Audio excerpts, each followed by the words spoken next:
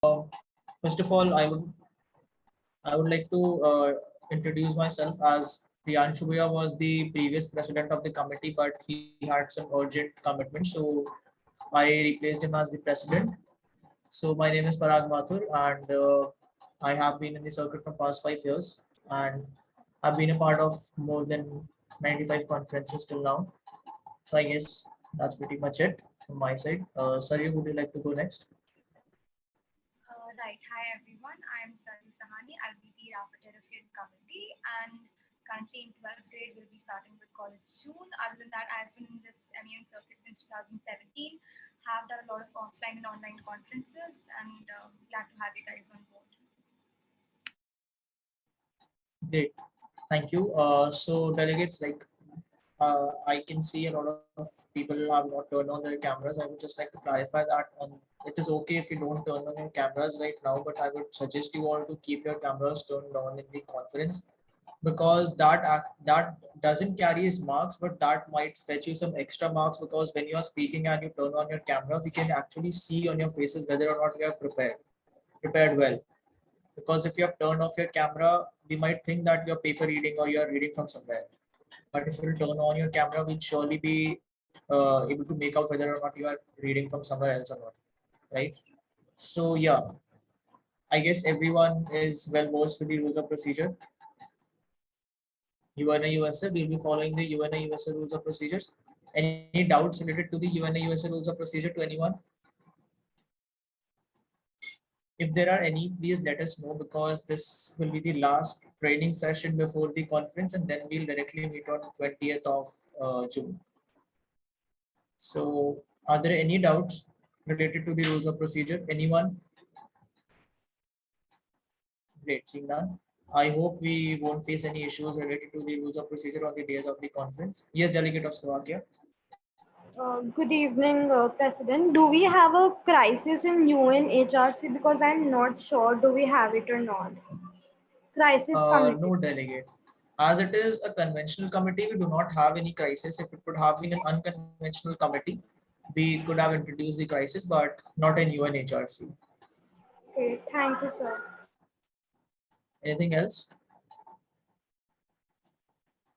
Seeing none, are there any doubts related to the proceedings of the committee? Because there is one thing that I would like to clarify that we won't be taking up any position papers. So don't waste your time in making the position paper because considering this is an online conference, it is a bit difficult for the executive board member also to check every position paper. And first of all, like when if we would have been in an offline conference, position papers would work because there we are not aware which all delegates are there in our committee and we actually don't know each other. So to know the stance of the delegate, we take the position papers. But in an online conference, I don't think, and that to a one-day conference, I don't think position papers are required. So we won't be taking up any position papers. Second of all, considering this is an advisory body, I suggest you all to make a unanimous working paper at the end of the day because first of all, this is a humanitarian committee, so I don't think there is any requirement of making any blocks. This is my suggestion, right? Then it's totally up to you. And also, considering it as a one-day conference, I think that having two blocks, then discussing their, working papers, and then if there are any amendments or anything, we need to move forward with everything in a proper manner. That would take a lot of time, and you might not be able to get a proper discussion time due to that. So I suggest you all make a unanimous working paper so that we don't waste time on the final document. So I hope it is okay with everyone. Can we raise our hands and just vote for it?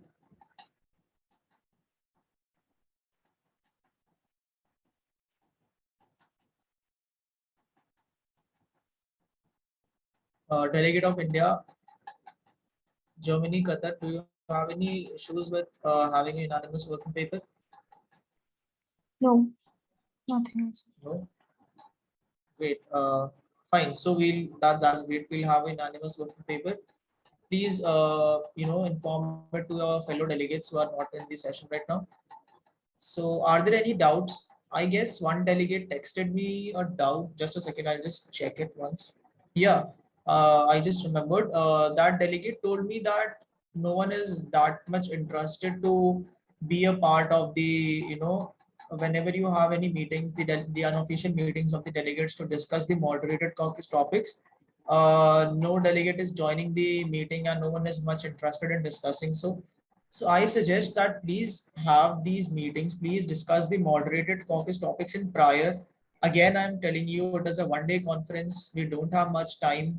If you want time, if you are thinking that you will take time to discuss, you will take an unmoderated caucus and then discuss the mod topics like you used to do in the offline conference, please trust me, it won't be possible. It won't be, you know, it won't make any sense.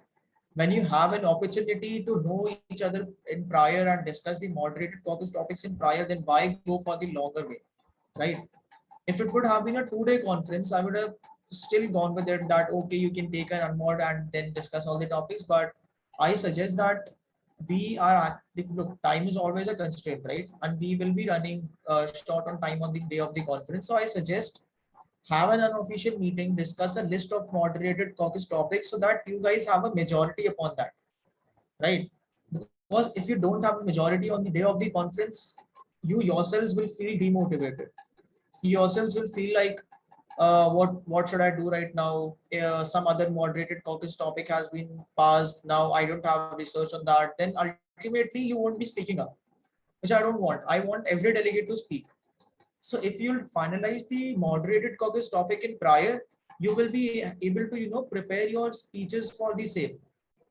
And if your speeches are well prepared, then you will be able to present your views in the committee more, in a better manner.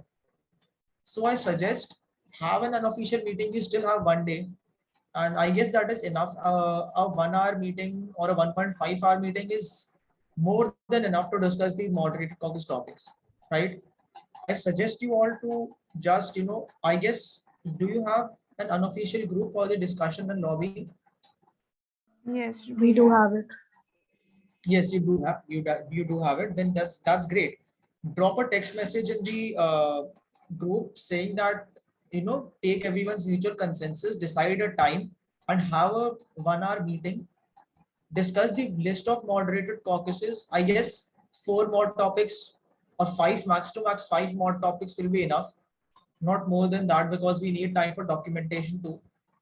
Also, don't start preparing the document from now, because there are a lot of first timers who get confused and then they get scared that what is a final document, how to prepare it, how to move forward with this document. So don't prepare the document right now, but finalize 5 topics for the moderated caucus. I can suggest 2 topics which I think is mandatory. One should be a problem-based moderated caucus, and these are the last 2 moderated caucuses I'm talking about: a problem-based mod and a solution-based mod. If you have a solution-based mod, then it will be easier for you to prepare the final document, because then you will be able to gather everyone's points. You will be able to look at everyone's perspective, so that even if there is any point which violates any country's foreign policy, you will be able to know that okay, this point is, this suggestion or this solution is there. Let's say if there is a solution which violates the foreign policies of PRC, then you will come to know about it in the last moderated caucus only. So then try to then you should be able to show your policy making skills, so that you make a solution paper which doesn't violate anyone's foreign policy. So for that you need to have, first of all, a solution based moderated caucus. Second of all, you need to know each other's point of views, right? Trust me, this is an advantage that you know which all delegates are there in the committee, and you get to talk with the delegates before the committee. Because when we used to be a delegate in an offline conference, it has happened with me a lot of times that when I went to the conference, got to know that okay, this country also exists. This country even exists. There were times when I didn't even knew that these countries exist, right? So you take this thing as consider this thing as an advantage for you, because now you can, before the conference, you can know what the delegate stance is, in which in which point the delegate in which direction the delegate wants to take the committee. And then after collecting everyone's point of views, you can just decide a few moderated caucuses. I suggest doing that because you won't get that much time on the day of the conference that we already have a like huge committee, right? So you won't get that much time that you will take in a mod, then discuss the topics, and then you will have a mod, and then everyone will speak. Then we'll have to get back to the GSL. Then we have breaks. Then we will also be taking point of informations in the GSL if there are any any yields, and every trust me every point of information takes at least 4 to 5 minutes, because most of the delegates want to want a plea to follow up, and even if they answer they take time, and we also need time to mark your chits. So for all that purpose I suggest you to please decide the topics in prior. Then I have this doubt, could you please elaborate on point of information? Yeah, sure. So in a layman language, point of information is just asking questions, right? A point of information only exists in a formal debate. And what is a formal debate? It is general speakers list. General speakers list comes under formal debate. Moderated caucus and unmoderated caucus comes under informal debate, right? According to the rules of procedure, there are no point of informations in an informal debate. We only take point of informations in a formal debate, that is GSL, and that too only when there is a certain amount of time left to yield to questions, right? Now, point of information, in a point of information, let's say delegate of Russia has given his speech, and he has given his speech for 60 seconds, and he still has 30 seconds, right? So if he yields his 30 seconds to questions, we might take two point of informations, two questions. In that, let's say we recognize delegate of India to ask question to delegate of Russia. Then the delegate of India can ask a question to the delegate of Russia on the basis of the speech which the delegate has given, in that particular GSL. Which means you cannot ask the delegate anything and everything. Your question should revolve around the speech which the delegate has given, right? Let's say I am the delegate of India and I asked a question to delegate of Russia and I didn't get the expected answer. Then I use a plea to follow up. In a plea to follow up, I cannot ask another question, but what I can do is I can rephrase the previous question and then ask again to get the desired answer. And let's say I rephrase I asked for a plea to follow up, and the vice chair or the chair granted me the plea to follow up, and I asked the question after rephrasing it and I still didn't get the answer. Now I cannot take a plea to follow up, because you cannot take a plea to follow up to a plea to follow up. If in the second time you didn't get the answer, even after taking the plea to follow up, you can always ask the question via chat again, right? So basically, in a point of information, you ask question to another delegate. Understood? Delegate, understood? I guess it was delegate of Russian Federation. Yes, thank you so much. Cool. So are there any other doubts? I wanted to ask, could we decide the topics for moderated caucus via WhatsApp message? Because most of them are telling that they are busy tomorrow. Eve, I asked them for having a meeting in evening, like around 4. They told that 4 is not possible because they have tuitions. 8 is not possible because they have something called as family time. So is it possible to do it via message, WhatsApp message? Look, delegate, it's totally up to you. If you want to discuss the topics via WhatsApp chat, we can discuss it via WhatsApp chat. If you want to discuss it in a Zoom meeting, have a Zoom meet. If you want to discuss it on call, discuss on call. It's totally up to you how you want to discuss it. I just suggested that discuss it in prior. That's it. Discuss it prior to the conference. Finalize the topics prior to the conference. That's it. Please explain the format of chats. Right. Just a second. I'll explain you the format of the chats.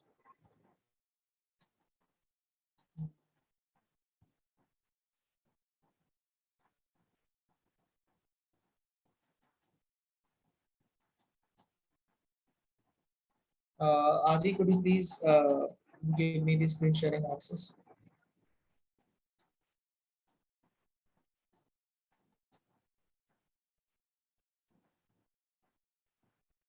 Yeah, so this is actually the format of a chit, right? The first one is a delegate to delegate chit.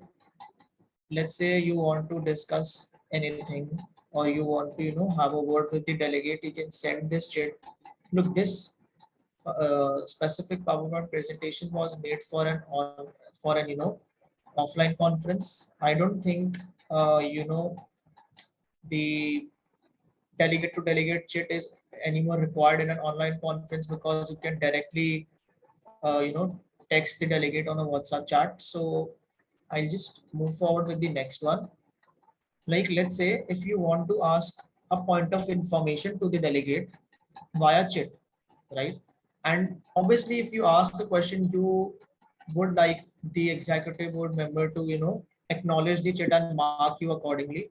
So for that, you will have to write, let's say, to India from Russia via EB, right? This is, I'm talking about a general conference. Leave aside the online conference. In a general conference, you write via EB, and then you write whatever your question or the answer is, right? For an online conference, I would suggest write to India from Russia via EB and then tag any of the executive board member, because we will be using the WhatsApp group for the chats. So tag any of the executive board member if the chat is via EB, so that it will be easier for us to have a look at it and mark you accordingly. Write via EB, then tag the executive board member, and then you can ask the question or give the answer to a question which was asked to you before. Else, if you have any understood the via EB chats, then comes the chat which is only to the executive board member. A communication between the executive board member and the delegate. Let's say if you want to get your name added on the general speakers list, so you write a chat to EB from India, and then you write your anything like add me to the general speakers list, right? Anything which you want to coordinate with the executive board member, you write in this format. Understood the format of the chats?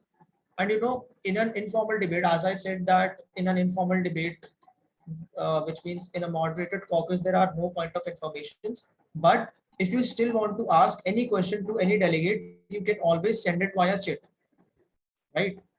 Even in an, even in an even in an informal debate, which means a moderated caucus, if you want to ask a question, you can send it via chat. There's no restriction that you cannot ask a question in a moderated caucus. You can ask a question, but not verbally, but you can ask it via chat, right? Understood the format of chat? Who asked it? Delegate of Slovakia, understood? Yes, sir. Thank you. Great. I have Then there another is, question about the yeah, president. we won't be taking any presidential statement, considering again the same thing, time. We won't be taking any presidential statement, and I don't think it is required in a UNHRC. If it would have been a GA, we might have taken a presidential statement, and that I'm not sure about it, because there is no sense of taking a presidential statement in an online conference, because then the executive board members will have a lot of things to mark upon. And if there are, there is this thing that if there is a lot of content to mark upon, what the executive board members generally do is they average out everything then. And if you give a lot of content, because it is an online conference, anyone can copy from anywhere, and we won't be able to, we might figure out somewhere that in the chats or the, substantive chats that these are plagiarized, but your statements or your speeches, we can never find out whether or not it has been plagiarized or not, right?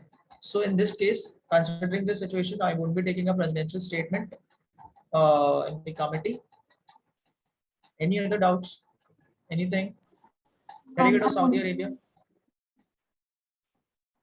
Yes, sir, I wanted to ask whether we'll be answering verbally or are we answering through text? Chits? Are you talking about chits? Yes, yes, sir. Yeah, so talking about the chits, you will be answering it via the WhatsApp group only. If the point of information has been asked verbally, you can answer verbally, or you can, take a step back and say that I will answer via chat. And if the question has been asked via chat, then obviously you don't have any option. You will have to answer it back via chat. Understood? Yes, thank you. Yes, Delegate of India. How many sponsors do we need for making the working paper? As I said, it is a unanimous working paper. And first of all, uh, there is this thing that there is no specific format for a working paper, right? Because working paper is not a recognized document by the United Nations. There is no such thing called working paper in the United Nations. There is no specific format. If we make a draft resolution and that, if the draft resolution was a unanimous draft resolution, we would still require sponsors. But talking about a unanimous working paper, I don't think sponsors will be required because every delegate, each and every delegate is, giving their contribution. So I don't think any sponsors are required. I hope that's okay with everyone. Yeah. Yes, delegate of Russian Federation. I know this is a subjective question, but could you please touch upon the marking criteria for chits? Like, will be judged upon the arguments the delegate presents, or if he's trying to convince someone? So could you just please touch upon that? Yeah, sure. Look, if we talk about the chits, first of all, yeah, I actually wanted to mention it that for a chit, the maximum plagiarism allowed is 7%, not more than 7%. And 7% is a lot of plagiarism if we talk about a chit. But still we are allowing it because we might have first timers in the committee. So the plagiarism for the chits is 7%. Second, the thing is talking about the chits. Yeah, we will be averaging out the number of chits you send, and you will be marked upon the content which you present in the chit. It doesn't mean that let's say if you have sent 20 chits, it doesn't mean that if you have sent 20 chits and another delegate has sent 5 chits, then you will get better marks than that delegate. There might be situations when the delegate who has sent lesser number of chits will get better marks than you, because it totally depends on how better you present the content. Because I have seen people who write vague chits. There is no sense of sending that chit, but they still do because they think that if I send a chit, I get marks. So I'm telling you that I prefer quality above quantity. And we also will be having cap over the number of chits.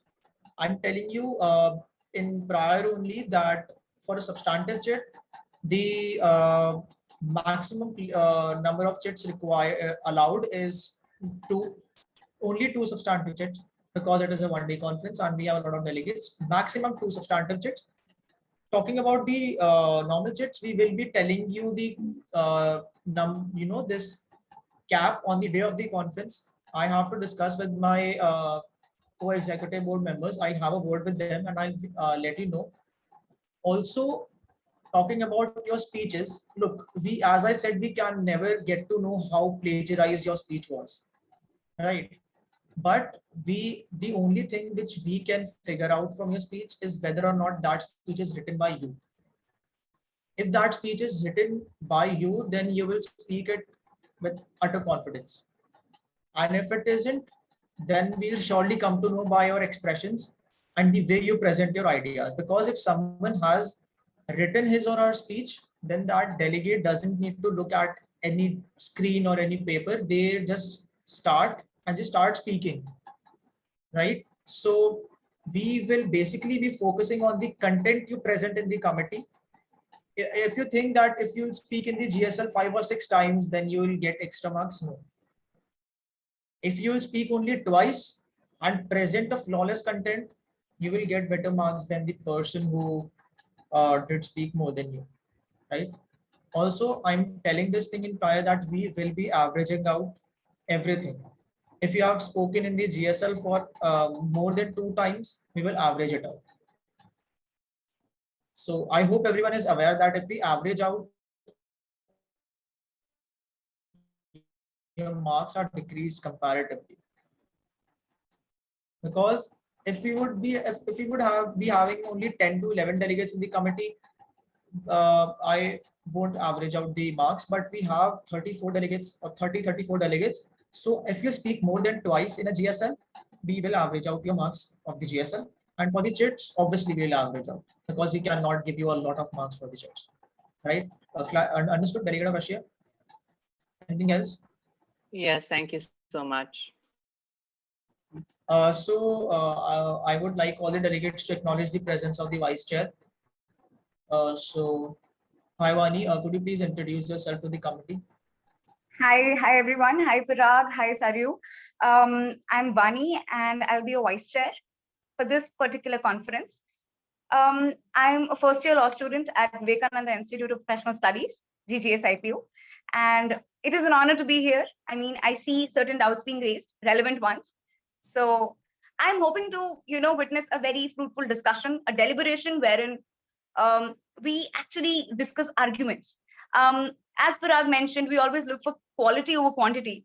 I'm one of those people who would rather, jot the arguments down stated by all of the delegates, rather than actually listening to the rhetoric.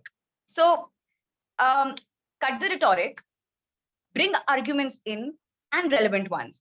And to substantiate whatever you are speaking, attach examples, case studies, load us with arguments. Okay. Just as a delegate, what I have done, I'll tell you something. I never wasted my time on greetings. Okay. Thank you, Executive Board, for the recognition. Simple. Post that, I'll go on to my arguments. Okay. So argument, explanation, case study, example. Argument, explanation, case study, example. That's how you structure your speeches. And I think it has really worked out for me till now. So I think that's going to help you too. First, and I'm sorry for being late to the training session. I was with my mom. So I hope it's going well till now. Parag, it's going well. Oh, that's awesome. All right. So are there any doubts? I mean, Parag is here. He can definitely answer all of your questions. I mean,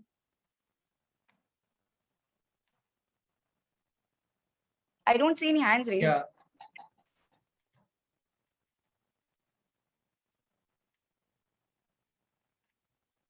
You are not audible, Parag. Yeah. You're on mute.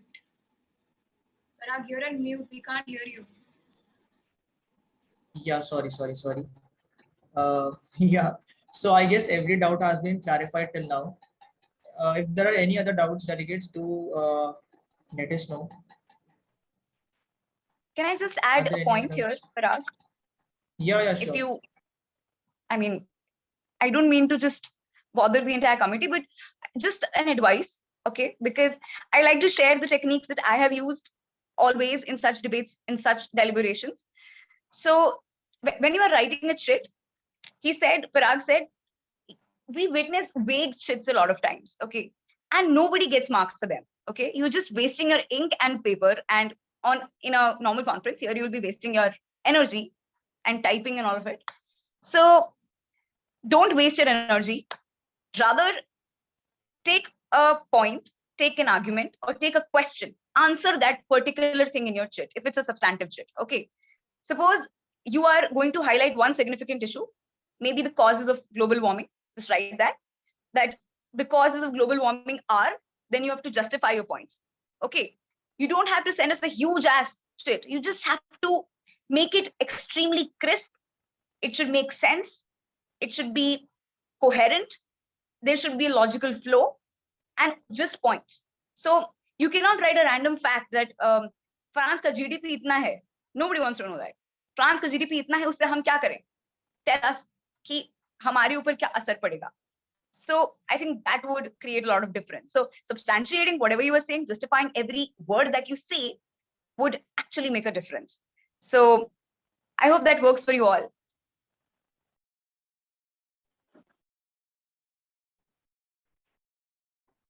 Great.